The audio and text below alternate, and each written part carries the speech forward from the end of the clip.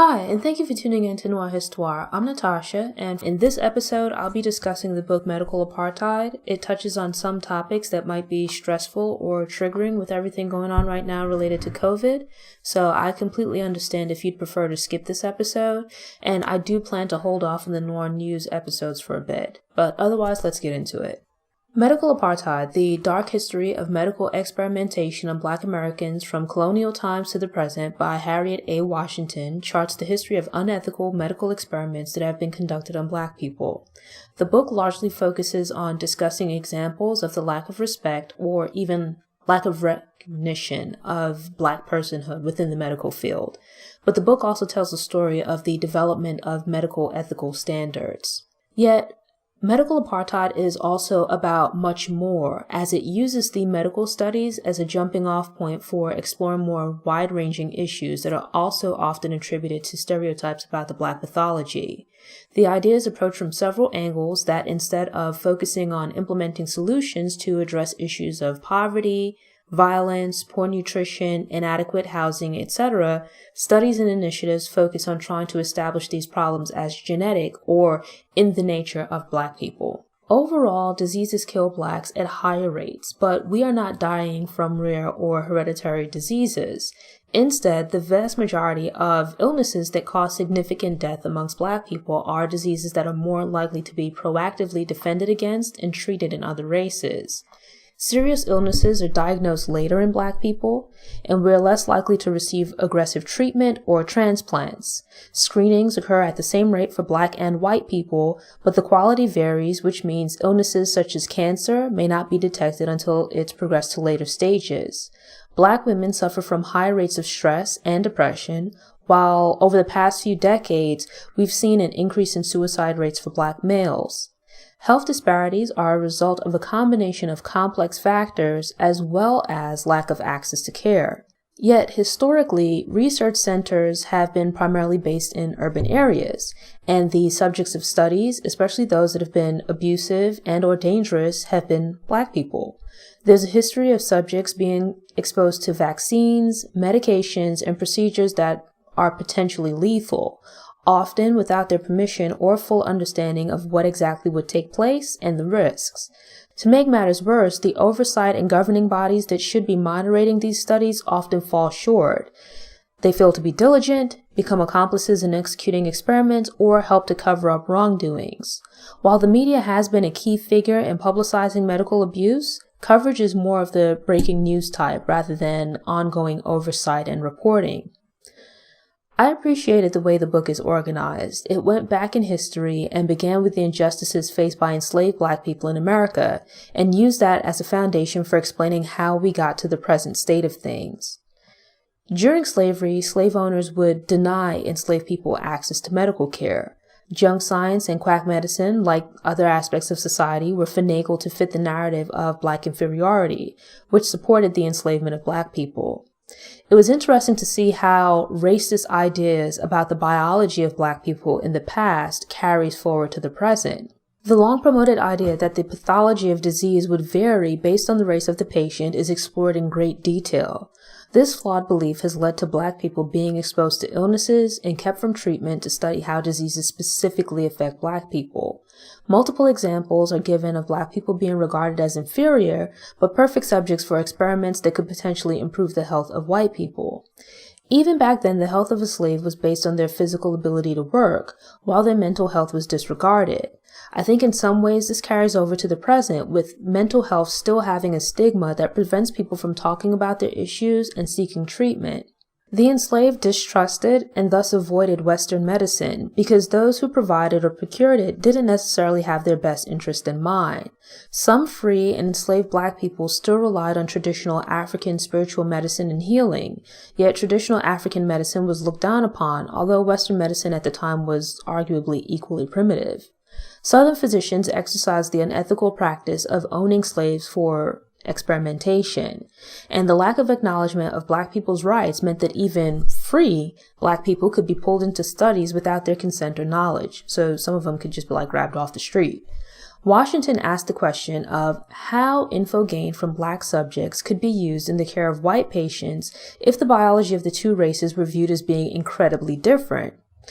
This isn't illogical when you consider animal trials. Racist medical professionals would certainly try experiments on Black people deemed too risky for white people.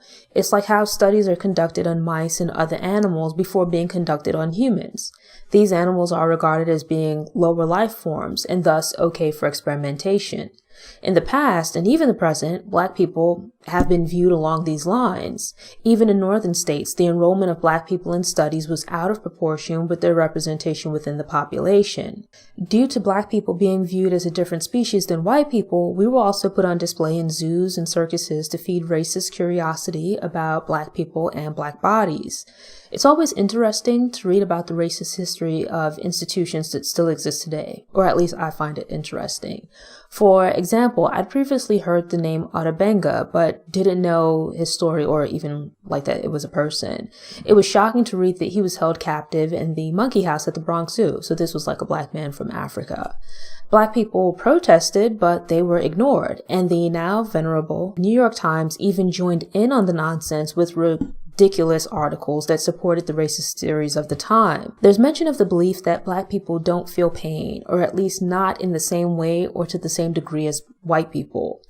Outside of reading this book, I've read articles about more recent studies of healthcare providers that show some of those beliefs still exist even today. Some of the experiments described are so ridiculous and nonsensical that they seem to be thinly veiled disguises for torture. Poor living conditions, inadequate nutrition, and physical exhaustion caused many of the illnesses found among slaves, but the actions required to combat these things were considered cost prohibitive, so it wasn't worth it to implement these changes. As an alternative, slaves were dismissively regarded as lazy or being inherently weak and sickly. Sound familiar? Sometimes my brain hurts when trying to understand the ridiculous ideas that I've come across when reading about the history of racism. Weirdly, many people who claim to be pious and puritanical are completely absorbed with sex and sexuality. They have no regard for the humanity of Black people, but are incredibly curious about their physical traits and sexual habits, projecting their licentious interests and fantasies onto others while making unfounded claims.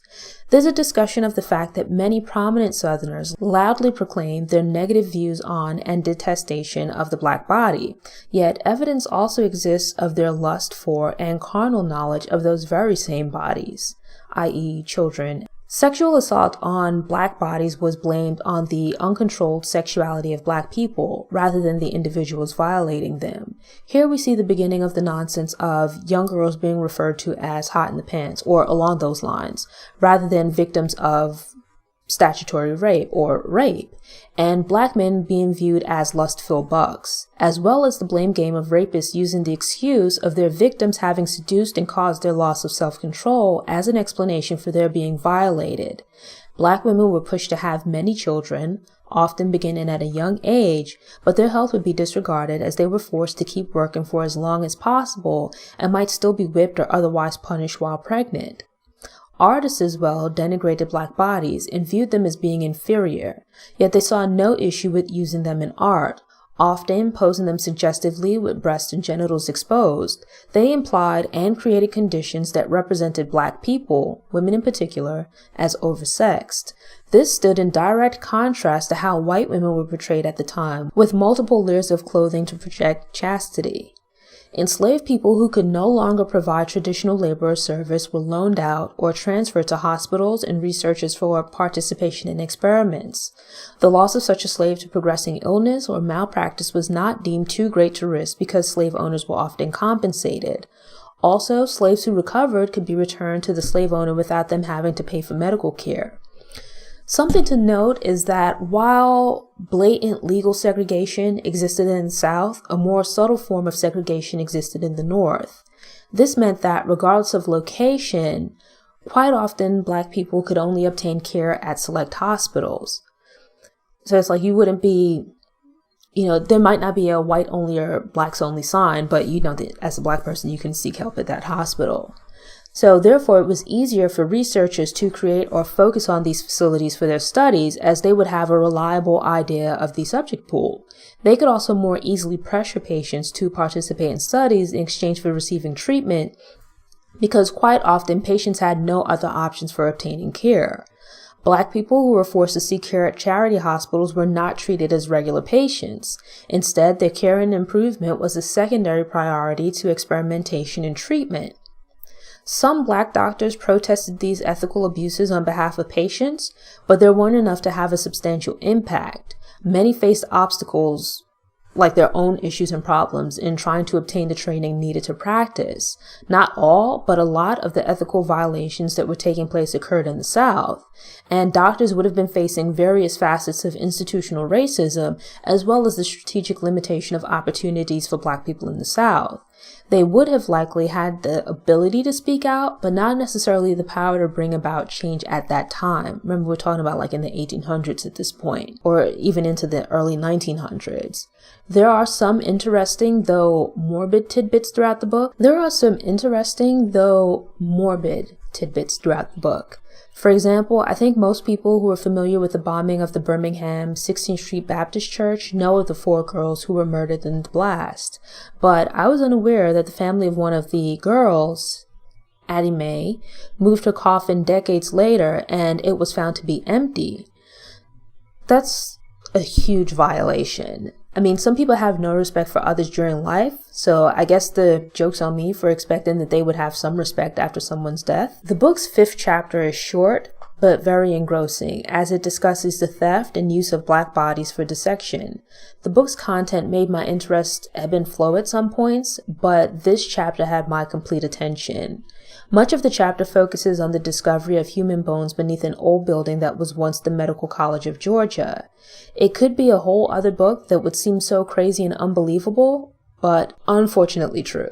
The ethical transgression of grave robbing for medical training and research is one of the most widespread issues discussed in the book, as evidence of cadaver sites have been found across the country. There's the backstory of the school's resident body snatcher, Grandison Harris, a Black man who seemed to proudly, or maybe not proudly, but he didn't have an issue with stealing corpse from a nearby Black burial ground, the Cedar Grove Cemetery.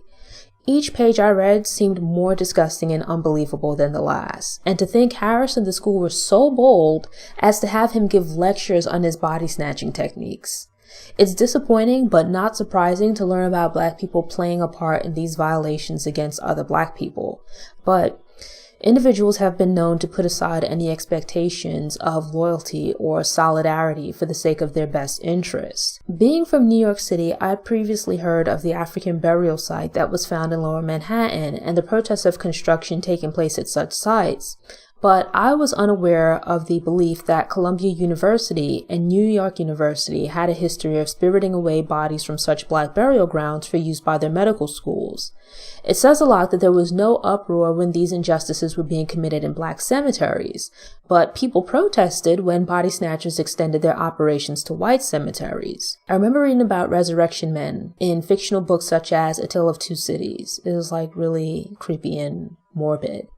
And I'd also read about executed criminals being dissected, but I never realized, or at least never considered, that this practice was often performed on the corpses of Black convicts, but rarely, if ever, on the bodies of white convicts. Because of racism at the time, there was a huge disparity in the number of Black corpses being used for research and teaching. But as Washington explains, it's difficult to know if things are more equal now because there's no federal or overarching governing body that tracks demographic statistics of cadavers. It was good to read that things have changed for the better to a degree, as some medical schools now hold memorial services and burials for cadavers. And understandably, medical professionals would need cadavers to practice autopsies and other facets of medical training. So the issue is not with the use of cadavers, right? But rather the disregard of an individual's wishes or an individual's ability to decide what should happen to their body after death. as well as the disrespectful disposal of the remains once they're no longer needed. Like, it's rude to just take somebody's skeleton and just dump it in a cellar or something. It's telling that in healthcare, as with other facets of society, environmental and social issues are not regarded as a matter of circumstance, but rather a factor of what's deemed Black pathology, or at least this is the case when discussing Black people, thus providing an excuse for inaction against issues that could be addressed and curtailed if not completely resolved with intervention. It's easier and cheaper to say, this is a problem that is endemic to Black people, or this is a problem found in Black populations, rather than having to identify and implement resolutions that don't blame the people suffering from whatever the problem happens to be. For example, I've been under the impression since childhood that sickle cell is a disease that only or primarily affects Black people. But Washington explains that the prevalence of the gene that causes sickle cell is not a matter of race, but rather having ancestors who originated from parts of the world where malaria is common. Like, I didn't know about the connection between the two. Yet while Black people are not the only people who can have the sickle cell trait or sickle cell disease, Black people have become the poster child of the illness.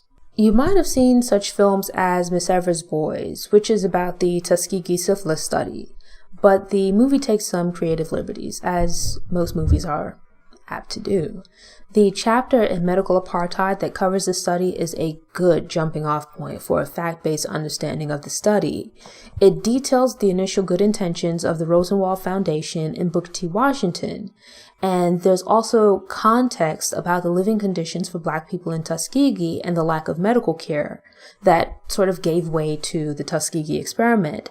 But it goes on to explain how the involvement of the U.S. Public Health Services changed the direction of the program. The medical aspect of the Tuskegee experiment is harrowing and unbelievable on its own, but Medical Apartheid also details the community/public relations maneuvering in the aftermath of the experiment.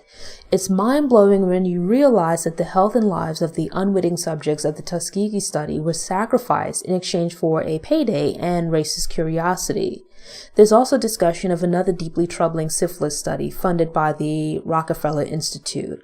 At Tuskegee, researchers left subjects untreated, but in this less well-known study, subjects were infected with a deadly strain of malaria as part of the experiment. Though I've learned quite a bit so far, I don't think I'm at the point of really being able to thoroughly explain the experiment. After listening to a podcast series and reading this chapter of Medical Apartheid, I plan to read the book Bad Blood, The Tuskegee Syphilis Experiment by James H. Jones for a more thorough understanding. I'd recommend starting with the chapter in this book and then reading Bad Blood for a more thorough explanation of what took place and then making judgments and inferences on your own. I always feel a sense of frustration when I read books like this, which discuss injustices against Black people, and then there are Black people within the story participating in or making excuses for the mistreatment of Black people. At some point, there has to be a reckoning, or at least a serious discussion about the willingness of some Black leaders to serve as agents and mouthpieces for organizations and entities that seek to introduce detrimental initiatives into the Black community. There are several examples of Black people holding what would be considered racist views, if expressed by a white person, which shows that inequality is not just based on race, but also heavily influenced by both class and gender, or that it can be heavily influenced by both class and gender. I support women's rights to choose with regards to birth control and abortion, as I believe in responsible family planning and, the rights of the individual. I take issue with a person being deemed of sound mind, but having others decide for them based on their income level and or race, whether or not they're fit to have children. I don't really think anyone has that right, but it would only be fair if the mental and emotional suitability of potential parents was judged across all races and income levels. I've had a soft spot in my heart for Fannie Lou Hamer since learning about how she came to be active in the civil rights movement. And Washington's telling of the story of Fannie Lou Hamer is heartbreaking, but incredibly well written. It's one of the best parts of the entire book, as it captures the true sense that these are human beings against whom great travesties have been committed. Medical Apartheid also dives into details about the racist origins and history of family planning centers. Yet, I believe that Planned Parenthood clinics, regardless of their original intention, are not on par with some of the other medical injustices discussed in the book. The reason being that those who obtain their services consent to treatment and can stop taking birth control pills whenever they please. So I think it's different for you to, regardless of the intentions of an organization, for you to have the choice to decide whether or not you want to participate or utilize their services versus, some organization making that choice for you. A great deal of the anti-birth control rhetoric discussed comes across as being grounded in sexism. It operates from a perspective that seems to imply that Black women's purpose is to serve as baby-making machines, that control over Black women's bodies should be wrested from the control of white people and white establishments, but then handed over to the Black community at large. So Black women shouldn't have the ultimate say in what happens to their bodies. I understand being worried about offers of help when those offers have often proven detrimental in the past, but Black women choosing to use birth control is not at all the same thing as Black people who were sterilized without their consent. Though reading about the prevalence of elective hysterectomies in New York teaching hospitals for no other reason beyond training students was eye-opening. I found myself thinking of the number of Black women who undergo hysterectomies. It might be unfounded, but I couldn't help but wonder how many of those cases might have been unnecessary. Adult Black women consenting to the use of birth control is one thing, but it's completely different for underage Black girls to be given contraceptives by school-based clinics without the knowledge or consent of their parents. I appreciated the context that Washington uses to explain how troubling it is for Black teen girls to be judged fast, rather than provided with help and protection from men. It might seem like a bit of a stretch, but this strikes me as a holdover from slavery, where Black parents' authority over their kids was fickle, or you had some other external force deciding what would happen to your kids or how your children would be raised. I have a strong interest in the justice system and also an appreciation for analytics and data, so the sections of the book about disparities within the justice system were very engrossing for me. The chapter on drug use in general and with regards to pregnant mothers was eye-opening. It helped to show through data the bias of media coverage and how it skews the perception of the number of Black drug addicts, as well as how much more harshly Black addicts are punished versus white addicts. The book is a great source of information about medical ethical violations, but also for refuting junk science and inaccurate information. So, for example, I grew up hearing about crack babies and the idea that they were born addicted to cocaine. It was surprising to learn that being deemed a crack baby is based on the mother's testing positive for the drug. So it's like they're not doomed to a life of, crazy behavior or, being addicts themselves. That's not exactly how it works. There are examples of how Black mothers are judged harshly and unfairly labeled with stereotypes related to crack use and welfare. There's a history of judging Black people and assigning negative behavior to being Black, even when such behavior is found across racial groups. Quite often, discussions of government experiments can venture into an area of seeming fit for people who wear tinfoil hats. But there are several examples of government-sponsored, if not orchestrated experiments that make complete sense from a logical standpoint. The final chapters in the book that focus on the use of chemical and biological weapons against Black people are terrifying. Individuals who are both Black and incarcerated are especially vulnerable to being pressured into experiments. It's unsettling to read about men being threatened with having their release denied for choosing to not participate in research studies, and then being further sucked into studies because visits to research labs offer a rare opportunity to get away from the hardships of prison and to ironically be treated more humanely. Some participants joined studies to gain access to medical care that might have otherwise been unattainable. And also, inmates are often paid pennies to a few dollars for your general prison jobs or your normal prison jobs, but could earn comparatively more as participants in research studies. Various circumstances surrounding being in prison combine to make taking the chance to participate in a research study seem like a great opportunity, especially if you don't understand and aren't told about all the risks. Unfortunately, as the book transitions to modern times, it becomes apparent that with globalization and stricter research guidelines in America, more research studies are now being conducted abroad. It's no surprise that they aren't being moved to Europe, but rather countries that are home to people of color. Black on black violence is a misleading term, as most violence is interracial, but for a while the phrase made news headlines. Mass shootings are most often carried out by white men, with several in recent years caused by white males in their teens to early 20s. But studies about violence continue to focus heavily on black males, while comparable studies are rarely if ever conducted on white males. Not to mention, as with their older counterparts, black boys are disciplined far more harshly within the legal system than white boys and white men. The book also branches out to discuss the prevalence of wrongful convictions in black defendants and the role of DNA in exonerations. In light of the current COVID pandemic, it was interesting to read about an ongoing tuberculosis epidemic that occurred on New York's Rikers Island, as well as attempts to slow the spread of HIV back in the 80s and early 90s. These are great chapters to read and learn about past efforts to contain epidemics in the United States.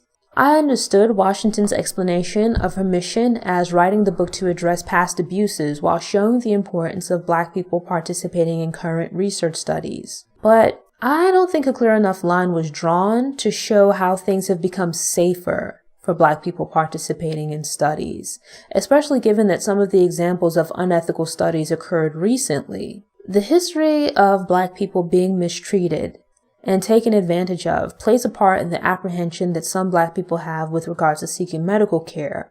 In studying black history, I find that every time there's some kind of reform or protective rule put in place to protect black people and other vulnerable populations, shortly thereafter some new practice or initiative is developed to circumvent the changes. So that gives me pause. I don't remember how I first learned about medical apartheid, but I was looking forward to reading it for quite some time. The book didn't disappoint with regards to the data presented, but as I've found with several wide-ranging books such as this, it's that without the story of a specific person or a group of persons serving as an anchor, the book can easily veer into feeling overly cold and academic, like a little bit too distant. Don't get me wrong, the book has its peaks and valleys, but it's still a solid 4 stars, and I definitely recommend picking it up. Thanks for tuning in. Show notes are available on the Noire Histoire website via the link in the episode description.